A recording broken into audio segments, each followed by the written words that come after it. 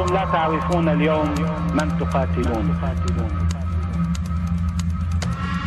أما حزب الله لا يمكن أن يكون في جبهة فيها أمريكا أو فيها إسرائيل أو فيها نابشو قبور وشاقوا صدور وقاطعوا رؤوس.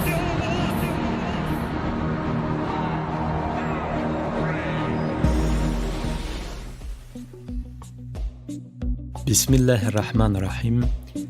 Le fait marquant de l'actualité de ce mois d'août 2021, c'est bien évidemment la prise de contrôle de l'intégralité du territoire afghan par les talibans. Alors il ne s'agit que d'une petite surprise puisqu'en vérité, quelques semaines après avoir fait assassiner le général Qasem Soleimani, Donald Trump annonce des pourparlers avec les talibans, à savoir les négociations pour pouvoir retirer les troupes américaines de ce pays. Ce retrait était conditionné au fait que les talibans n'entretiennent aucune relation avec des forces, des mouvements ou des États qui seraient hostiles aux États-Unis d'Amérique. Et cet accord a donc été signé par Mike Pompeo sous l'administration Donald Trump.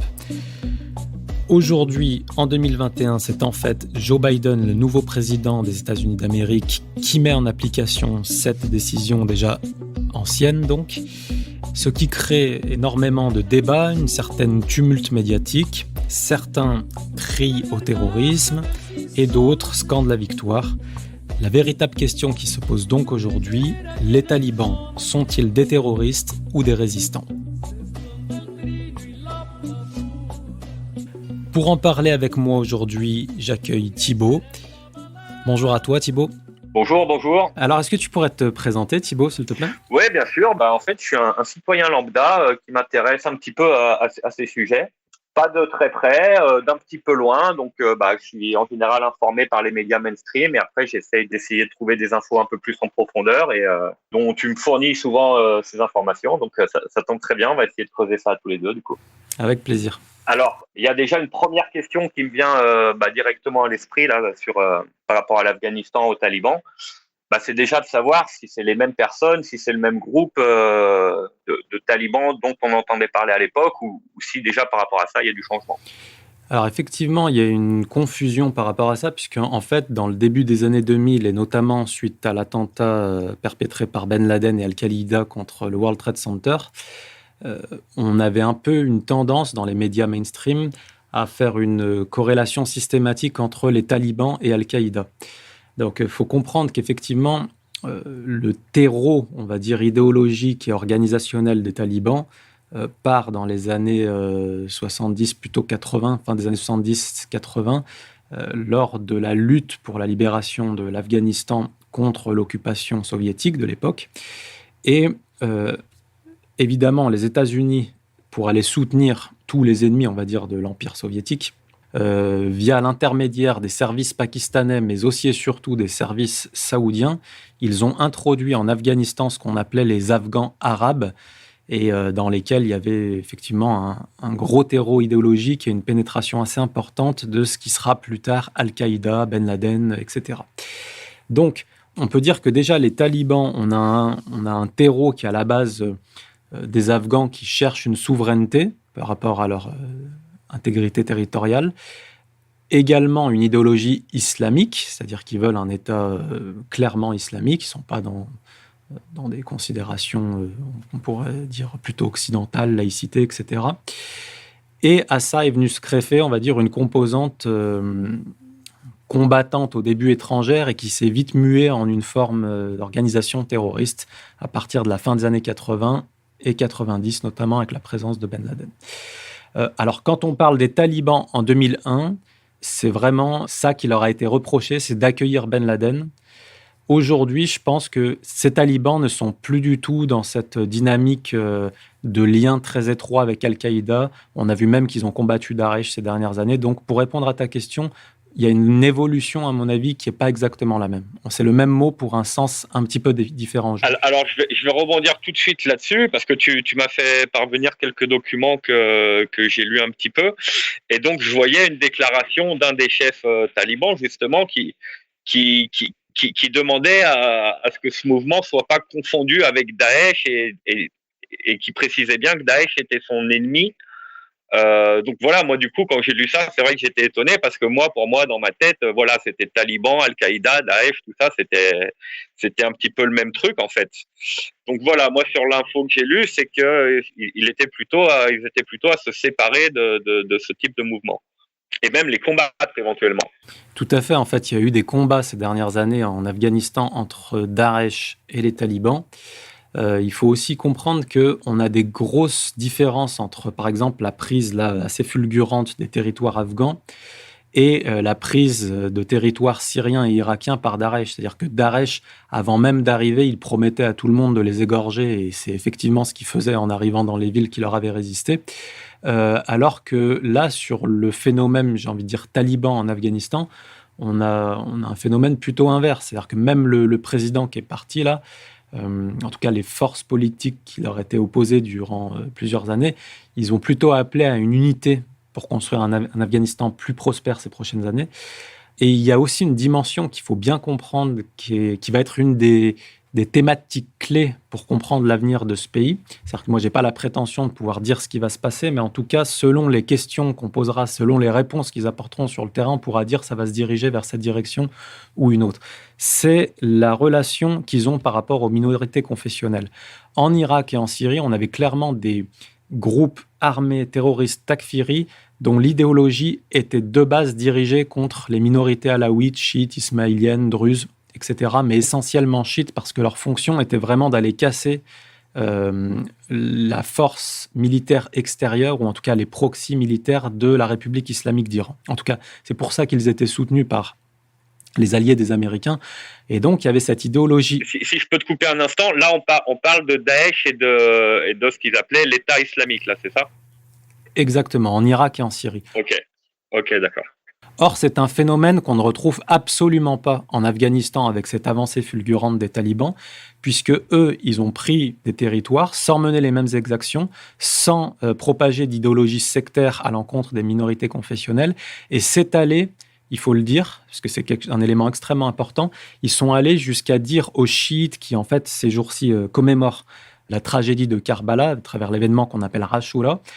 C'est une commémoration spécifiquement chiite, en fait. D'accord. Et ils sont allés voir les chiites en leur disant « Vous pouvez continuer, il n'y a aucun souci, et si jamais il y a un peu de tumulte à cause du fait qu'il y a un bouleversement politique, on est prêt à sécuriser vos cérémonies et on se tient à votre disposition et à votre service pour vous protéger en cas de besoin. C'est à vous de faire ce choix ou non. » Et du coup, on voit là qu'il y a vraiment un monde d'écart. On est dans deux dimensions différentes entre les actions qui ont été menées par Daesh au moment où ils ont pris de manière extrêmement rapide des territoires en Syrie et en Irak, et cette expansion-là du contrôle de l'Afghanistan par les talibans. D'accord. Et du coup, la population locale, on a du recul déjà pour savoir à quel point elle accepte ça, à quel point elle le favorise, ou à quel point elle le subit en quelque sorte ? En fait, c'est une question très intéressante et une remarque pertinente, parce qu'en fait, on a souvent, de notre point de vue occidental qui est devant la télé, parce qu'il n'a que ça en fait pour s'informer sur ce qui se passe là-bas, cette question de se dire oui, est-ce que les gens acceptent ou pas ? Mais en vérité, quand on est dans une guerre, il faut comprendre que ça tire à droite à gauche. Il y a quand même une certaine retenue, si vous voulez. On a des gens qui vont sortir dans la rue pour dire bon, le vainqueur, je suis avec. Mais techniquement, les gens qui sont en train de perdre ne sortent pas aussi naturellement faire des manifestations pour donner leur avis. Donc, on a forcément du mal, que ce soit en Syrie, en Irak, en Afghanistan, sur tous les terrains de guerre, on a forcément du mal à pouvoir jauger du réel impact, ou en tout cas de la vraie acceptation de la population vis-à-vis de cette force militaire. Mais j'ai envie de dire, il ne faut pas, à mon avis, poser les questions là où elles n'ont pas lieu d'être.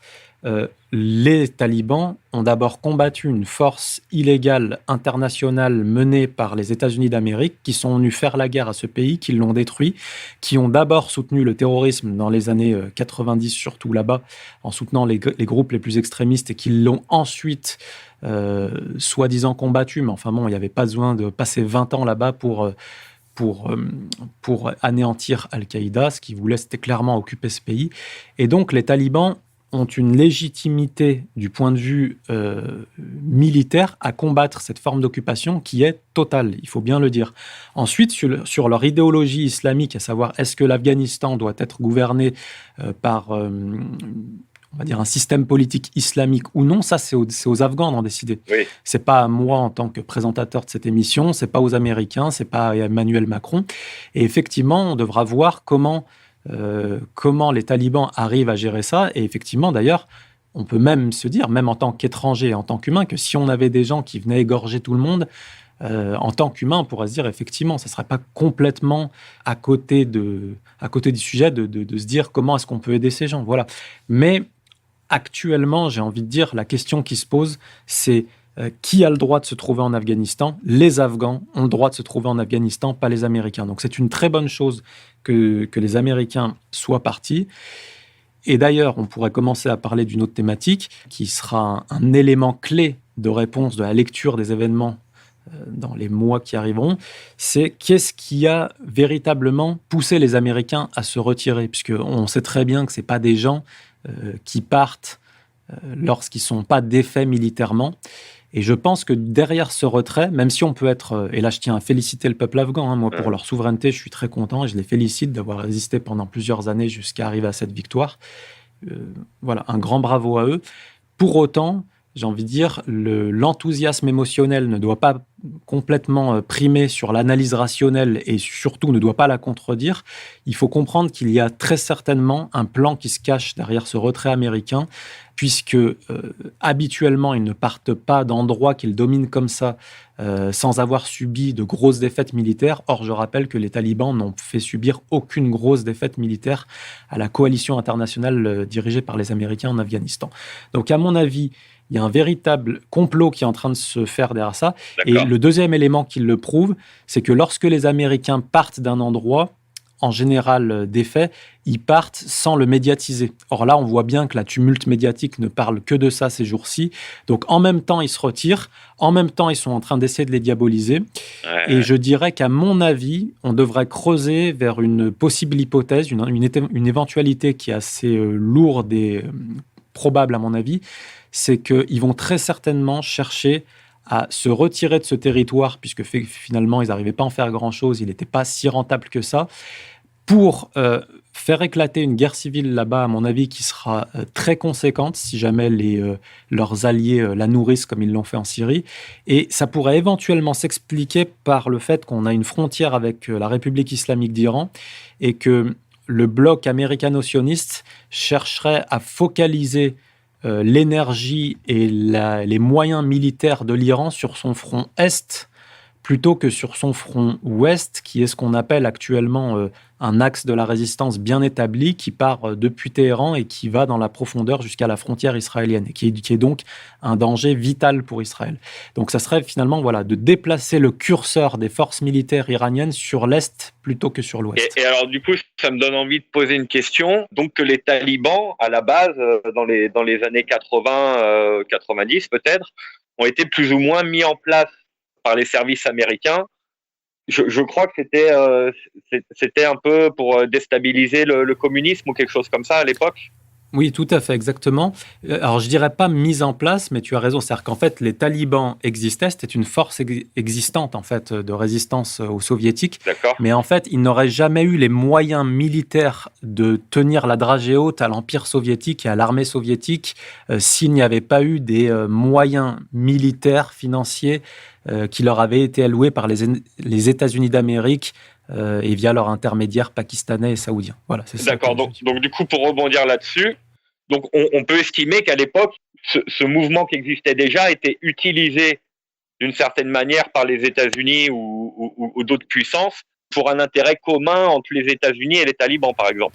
Tout à fait. À l'époque, on est vraiment dans le contexte de la guerre froide, donc il n'y a pas de troisième voie. Tous les pays qui sont partis un peu dans une logique d'être ni alliés de l'URSS, ni alliés des États-Unis, de toute façon, se sont effondrés dans ce contexte de l'époque. À l'époque, on est soit avec les Soviétiques, soit avec les Américains.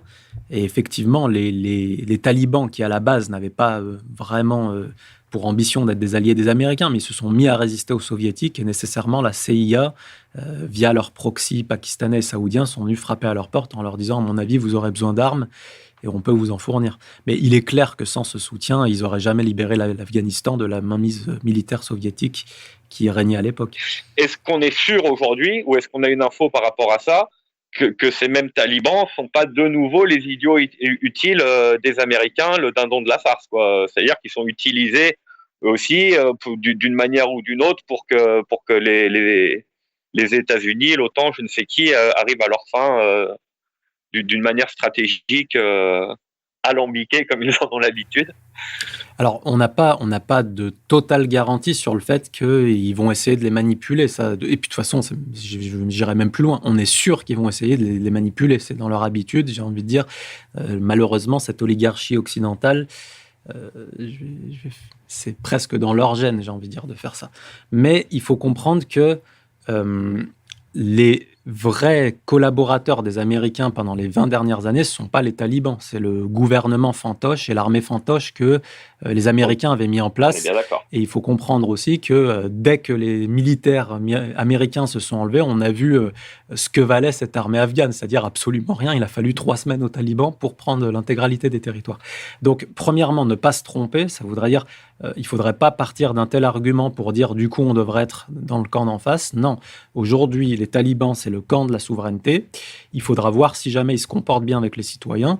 Et par contre, là où on a des indices qui sont plutôt positifs actuellement, c'est que toutes les ambassades européennes, occidentales ont retiré leur personnel diplomatique en craignant des représailles de la part des talibans, alors qu'on a des pays phares de la résistance qui, eux, sont plutôt tranquilles, parce que ça fait un petit bout de temps qu'ils ont des relations avec les talibans et qui pensent qu'on n'a pas les mêmes talibans. En tout cas, on n'a pas cette wahhabisation et ces liens profonds avec Al-Qaïda qu'on avait comme dans certaines branches des talibans dans les années 90. Donc, à titre d'exemple, on a aujourd'hui les Russes et un envoyé de Vladimir Poutine qui dit clairement que pour eux, les talibans ne représentent pas un danger pour cette région ou cette partie de l'Asie.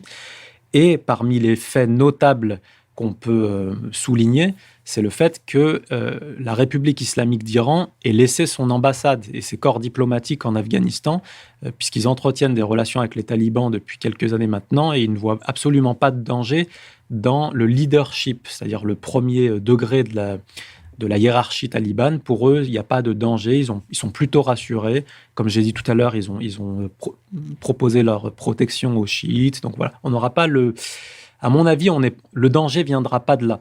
Mais effectivement, il ne faut pas être complètement dupe. Si les Américains se sont retirés, on sait très bien qu'ils peuvent utiliser des proxys, des petits groupes terroristes, mettre un chapeau et dire que ce sont des talibans, et ils pourront créer un désordre en Afghanistan de manière très facile, comme ils sont en train de le faire en Irak actuellement, au Liban aussi. On a des vagues d'assassinats où ils essayent Il y a beaucoup d'assassinats dont on ne sait pas exactement qui le fait. On sait qu'il y a des agents du Mossad sur place, des agents américains.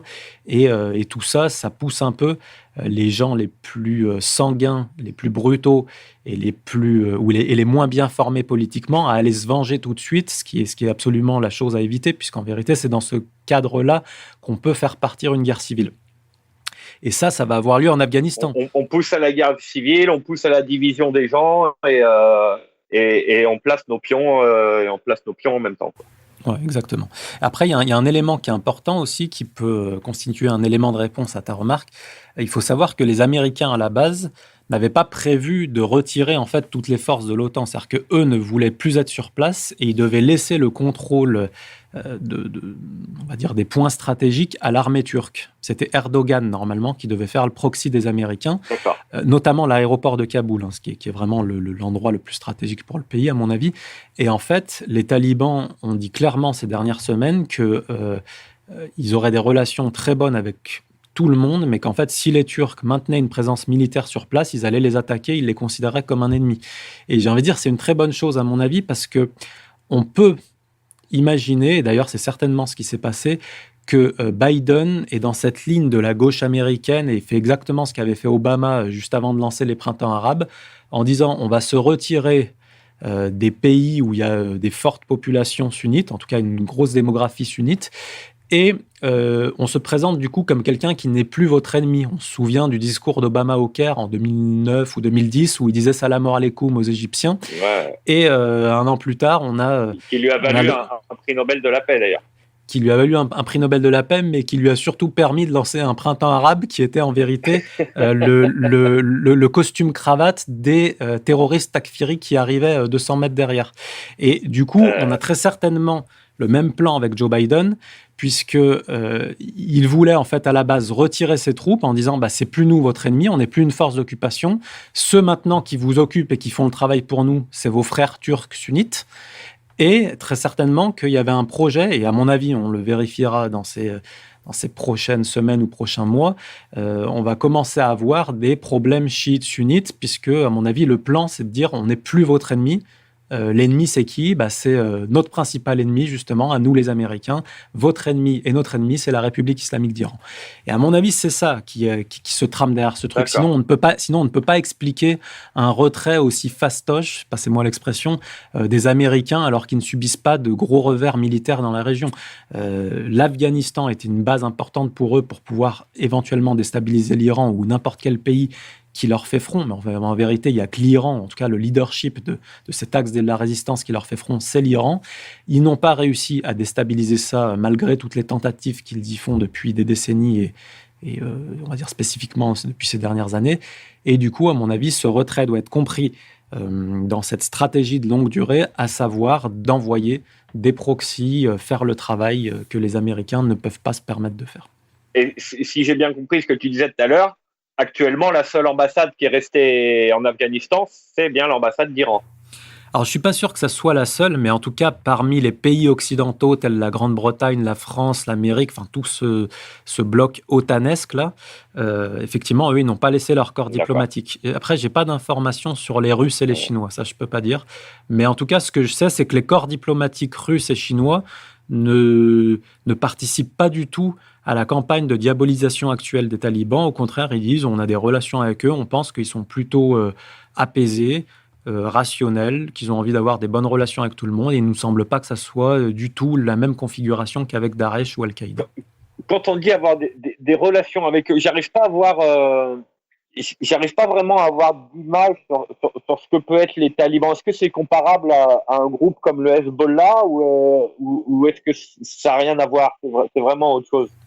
Ça dépend l'angle d'attaque de l'analyse, ça dépend on va dire, du critère qu'on va mettre en avant dans l'analyse. D'un point de vue, j'ai envie de dire, des croyances islamiques, ils ont l'islam en commun, c'est-à-dire qu'ils reconnaissent l'unicité divine, ils reconnaissent la prophétie de Mohammed, sallallahu alayhi wa sallam, et donc là-dessus, ils ont un point doctrinal fondamental qui est le même. Ensuite, sur des croyances secondaires, non, on a plutôt des chiites au niveau du Hezbollah, plutôt des sunnites. En fait, excuse-moi, je parlais plutôt en termes d'organisation, tu vois, plus que vraiment en termes d'idéologie. C'est en termes d'organisation, qu'est-ce qu'ils représentent en termes d'armement, en termes de, tu vois ce que je veux dire? J'arrive pas bien à imaginer ce que c'est en fait les talibans, tu vois. Alors sur ce plan-là, effectivement, il peut y avoir des éléments similaires entre le Hezbollah et les talibans.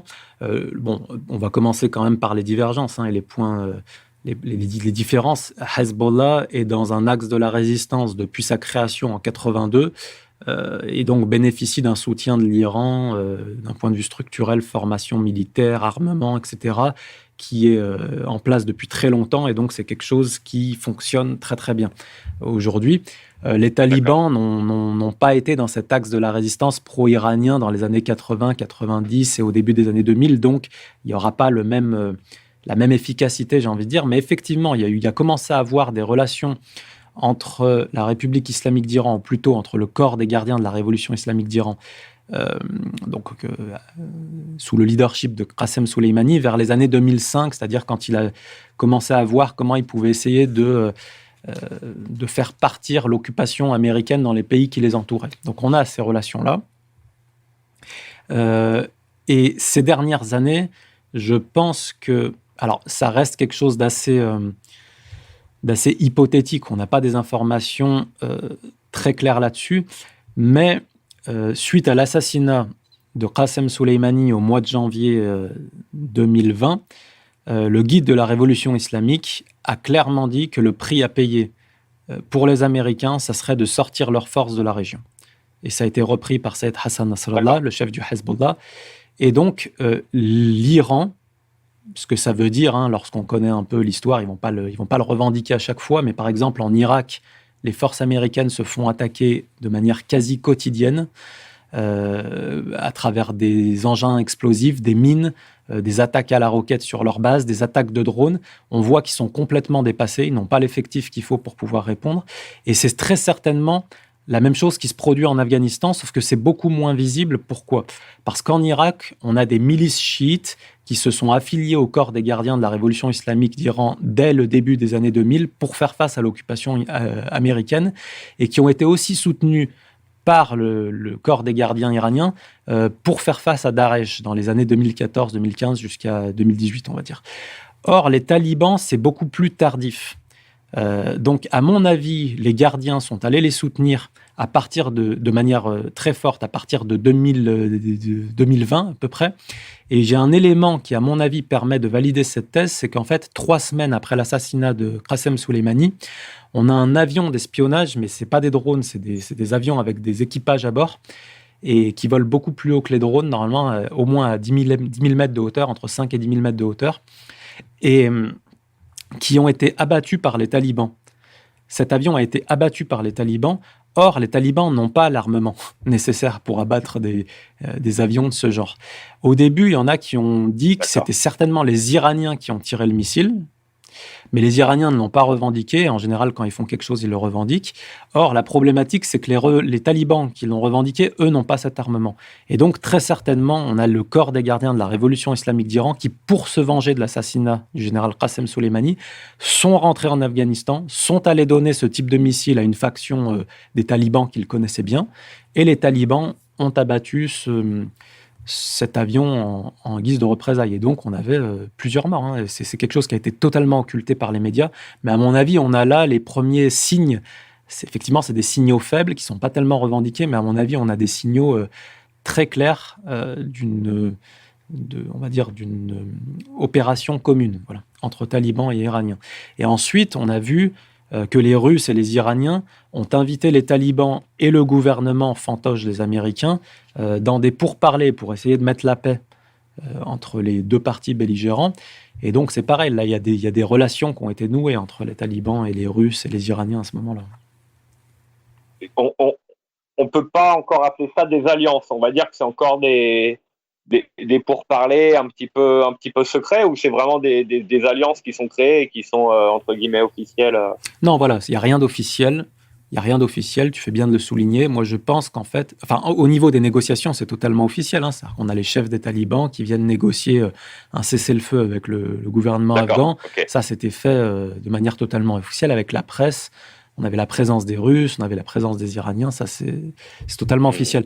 Mais par contre, la fourniture d'armes qui a éventuellement abattu des appareils américains, ça, ce n'est pas officiel, mais ça n'est jamais officiel. Hein. Ça devient officiel que 3, 4, 5 ans après, en général. Hein. D'autant plus que, par exemple, dans la résistance irakienne, c'est assez facile de détecter le rôle des Iraniens, puisqu'en fait, la résistance irakienne qui attaque les Américains actuellement reprennent le logo du corps des gardiens de la révolution islamique d'Iran, ou qui est le même que celui de Hezbollah. Donc on voit bien l'affiliation au moins idéologique qui est assez claire et assez marquée.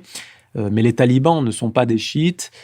Historiquement, ils n'ont jamais intégré cet axe de la résistance pro-iranien, parce qu'on a des sunnites dans l'axe de la résistance pro-iranien, comme le Hamas en Palestine, le djihad islamique en Palestine, le FPLP. Voilà, on a des sunnites dans cet axe de la résistance, mais les talibans ne l'ont jamais intégré. Peut-être, il est fort probable qu'ils sont en train, en tout cas, qu'une partie des talibans soit en train de s'en rapprocher actuellement. Et il y a peut-être des choses qui se sont faites secrètement dans les quelques années précédentes, mais on le saura peut-être plus tard. Voilà. Et alors ça, je trouve que c'est un petit peu... comment dire, quand tu dis une partie des talibans, voilà, donc ça veut dire que selon toi, il n'y a pas une unicité au sein de ce groupe, en fait. Il y a quand même encore plusieurs courants de pensée. Oui, alors il y a effectivement un leadership qui, lui, est j'ai envie de dire les chefs officiels. Mais à mon avis, dans ce cas de figure-là, il ne faut pas s'attendre à ce qu'on aura toujours les gens qui portent l'uniforme taliban, entre guillemets, c'est pas un uniforme, la tenue traditionnelle taliban et qui se revendiquent talibans, il ne faudrait pas s'étonner si dans quelques semaines ou quelques mois, on a des gens qui mènent des actions qui ne seraient pas en conformité avec ce que les porte-paroles officiels nous disent ou donnent comme ordre ou comme directive principale à leurs combattants. Effectivement, ce n'est pas des groupes. Ils viennent de prendre cet Afghanistan de manière complète actuellement. Il ne faudrait pas s'étonner qu'on ait des divisions qui apparaissent comme il y en a eu par le passé dans ces mouvements.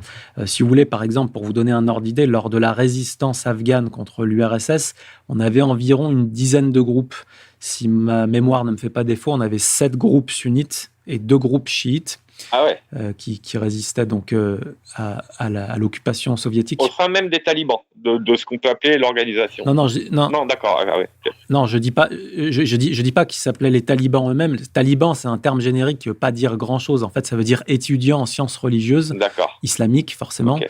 Et les gens qui se revendiquent être des talibans sont des gens qui veulent un État dans lequel ce sera l'islam qui produit, on va dire, les lois, la constitution. Voilà. D'accord. Donc, derrière, c'est un peu un terme, passez-moi l'expression, fourre-tout, dans lequel on peut un peu tout mettre. En plus, ils ont tous les mêmes tenues, puisque, comme dans chaque pays, on a des tenues traditionnelles. Bon, voilà, on met leur petit chapeau, leur petit gilet, leur djellaba, là, et puis derrière, on met le mot taliban, qui est étudiant en sciences religieuses, et derrière, ça peut recouvrir une diversité idéologique, culturelle, voilà, ethnique parfois aussi, qui n'est pas censée produire une unité nécessairement. Mais peut-être qu'ils vont dépasser ces difficultés, voilà. Mais voilà, je dis, il ne faudra pas être trop sévère à l'encontre des talibans si à un moment on voit quelqu'un qui a leur tenue, qui se revendique des talibans et qui mène une exaction. Voilà. Il faudra voir qu'est-ce qu'en dit le gouvernement et est-ce que ce gouvernement aura le pouvoir et la capacité de gérer ses troupes au moins dans une grande majorité, ça veut dire d'apporter une certaine stabilité sur ce pays. C'est là-dessus qu'il faudra les juger. Et à titre d'exemple, je vous ai parlé tout à l'heure de cette protection qui a été proposée aux chiites pour qu'ils puissent commémorer leur événement de Ashura ces jours-ci. On a des gens qui ressemblent à des talibans qui étaient visiblement sortis de prison à ce moment-là, et qui sont allés enlever les drapeaux qu'avaient mis les chiites dans un quartier de Kaboul, si je ne me trompe pas, en tout cas en Afghanistan. Et les talibans, le pouvoir officiel taliban est venu le lendemain pour remettre ces drapeaux de la communauté chiite pour pas qu'ils se sentent blessés. Voilà. Donc on a bien des gens qui ne sont pas dans le leadership, qui se sont montrés hostiles vis-à-vis des chiites. Par contre, le leadership, lui, est revenu mettre de l'ordre et apporter une certaine stabilité. De la même manière, moi, je suis un peu sur les réseaux sociaux des militants afghans, enfin voilà, qu'est-ce qu'ils nous racontent. Il est évident qu'il y en a, c'est des extrémistes et qui vont, qui, par exemple, vont être très hostiles aux chiites afghans, ou à la République islamique d'Iran. Ah ouais, d'accord. Oui, c'est clair. Maintenant, c'est pas le cas du leadership. Et de toute façon, il faut poser aussi les bonnes questions. Moi, je ne suis pas du tout un expert de l'Afghanistan, mais il y a des choses, ça fonctionne toujours pareil. C'est-à-dire qu'on nous parle toujours, tu sais, comme au Liban, oui, les Druzes contre les chrétiens, contre les chiites, contre les alaouites, machin. Il faut comprendre que tout ça, ce sont des clivages ethno-confessionnels qui existent sur le terrain, mais qui ne peuvent prendre forme et se transformer en affrontements ethno-confessionnels que si on a des grosses puissances qui ont des usines d'armement et qui leur envoient ça pour s'envoyer des balles sur la tête. Hein. Sinon, ça ne prend pas. Sinon, ça reste des débats religieux, ça reste une manif et une contre-manif, voilà. Mais ça ne donne pas les éclatements qu'on peut voir au Moyen-Orient en général. Quand il y a ça, ça veut dire qu'on a une grosse puissance derrière. Ça peut être le Pakistan, l'Iran, la Russie, les Britanniques, les Américains, les Français. Mais en tout cas, il faut qu'il y ait quelqu'un qui prenne position avec telle ethnie, telle confession, avec telle idéologie pour qu'un affrontement puisse avoir lieu. Et puis si on n'a qu'un côté qui est soutenu, bah, ça va très vite. Hein. Je veux dire, il élimine l'autre. Et voilà, c'est la mainmise totale, c'est le monopole politique très, très rapidement. Donc voilà, ces guerres, si ça partira dans ce genre de clivage, en tout cas d'affrontement et de déstabilisation sur des critères ethno-confessionnels, ça voudra dire nécessairement qu'on a des gros poissons derrière, des grosses puissances qui viennent le nourrir. Il ne faut pas se faire d'illusions là-dessus. Bah écoute, en tout cas, ça a bien éclairé mon avis de novice sur la question. Donc bah voilà, hein, j'ai un peu posé les questions de base, moi qui me sautaient dans la tête spontanément quand on en discutait. D'ailleurs, j'en profite pour rappeler à nos auditeurs que nous avons ouvert une chaîne Axe de la Résistance dans laquelle on maintient un fil d'actualité quotidien avec pas mal d'informations qu'on ne trouve pas nécessairement dans les médias mainstream. Donc, je vous appelle à venir vous abonner sur la chaîne Telegram Axe de la Résistance. Et en tout cas, je te remercie d'avoir répondu à mes questions et de m'avoir appris et de m'avoir donné ton point de vue sur tous ces sujets-là.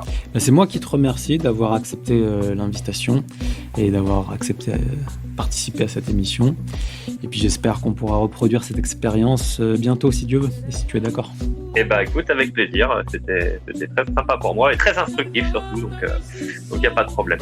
Eh bien merci encore, à bientôt si Dieu veut.